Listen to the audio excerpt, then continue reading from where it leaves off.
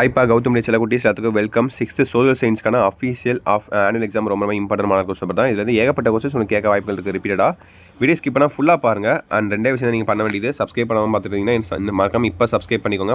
பண்ணிவிட்டு bell button ஆலில் click பண்ணிக்கோங்க.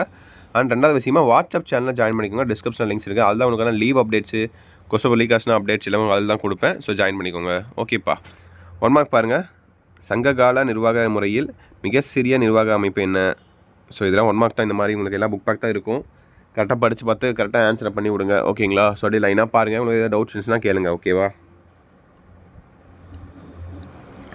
1 2 3 4 5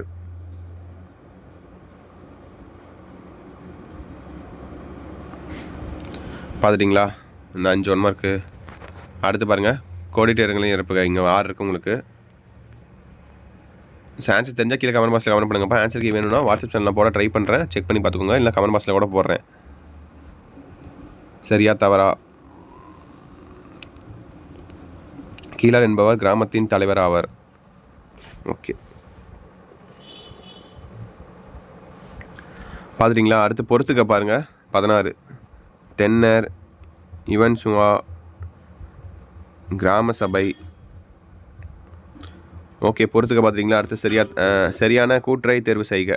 analogy இது. ஓகே, ஒவ்வொன்றுக்கும் 1 மார்க் தான் உங்களுக்கு. கரெக்டாக படித்து பார்த்து கரெக்டாக ஆன்சர் பண்ணுங்கள். சிம்பிள் தான். அடுத்து உங்களுக்கான 2 மார்க்ஸ் பைய வேணும். 6 வினாக்களுக்கு மட்டும் ஒரு வரிகரியில் எழுதவும் அப்படின்னு விடையிலையும் கேட்டிருக்காங்க. ஸோ மொத்தம் உங்களுக்கு 8 கேட்டிருக்காங்கப்பா. 8ல் நீங்கள் 6 எழுதுனா போதுமானது. 2 சாய்ஸில் விட்டுக்கலாம். கரெக்டாக படித்து பார்த்து கரெக்டாக ஆன்சர் பண்ணுங்கள். சிம்பிளாக தான் இருக்கும். ஓகேவா?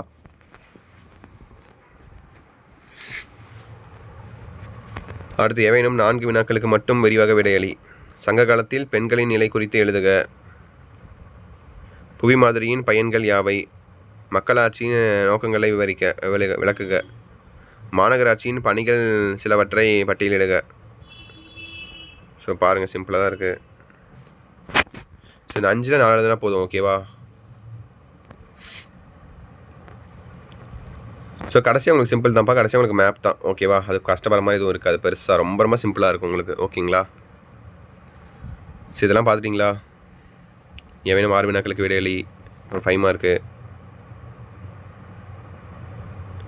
ஸோ அடுத்து கடைசியாக உங்களுக்கு மேப்பா. இந்திய வரைபடத்தில் பின்வரும் இடங்களை ஏதேனும் 6 குறிக்கவும். ஸோ கொற்கை, மதுரை, முசிறி, தட்சசிலம், அப்புறம் உறையூர்,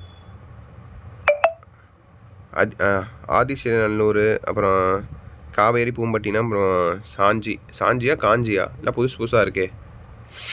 ஸோ இதில் பார்த்தீங்கன்னா 8 இருக்குது. நீங்கள் 6 எழுதுனா போதும். 6 வந்து மீது 2 வந்து சாய்ஸில் விட்டுக்கலாம் நீங்கள் மேப்பில். ஓகேவா?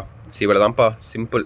கண்டிப்பாக இந்த வீடியோ பதிவு உங்களுக்கு ரொம்ப யூஸ்ஃபுல்லாக இருக்கும்னு நினைக்கிறேன். உங்கள் ஃப்ரெண்ட்ஸ் அண்ட் கிளாஸ்மேட்டுக்கு வீடியோ ஷேர் பண்ணுங்கள். அண்ட் சப்ஸ்கிரைப் பண்ணுவாங்க. சப்ஸ்கிரைப் பண்ணிட்டு ஸோ மறக்காமல் நீங்கள் எக்ஸாம் எழுத போகிற வியாழக்கிழமை எழுதுவீங்களா? தேர்ஸ்டே சப்போஸ் கொஸ்டின் லீக் ஆச்சுன்னா கண்டிப்பாக அப்லோட் பண்ணுவேன் காலங்காத்தால. ஸோ செக் பண்ணி பார்த்துக்கோங்க. அப்படியே சேனலில் சப்ஸ்கிரைப் பண்ணால் உங்களுக்கு நோட்டிஃபிகேஷன் வரும். சப்ஸ்கிரைப் பண்ணிக்கோங்க. வாட்ஸ்அப் சேனலையும் ஜாயின் பண்ணிக்கோங்க. ஓகேப்பா, தட்ஸ் இட் நினைக்கிறேன். வீடியோ என் பண்ணிக்கலாம். ஆல் தி பெஸ்ட்ப்பா. பை செல்லக்குட்டீஸ். பை.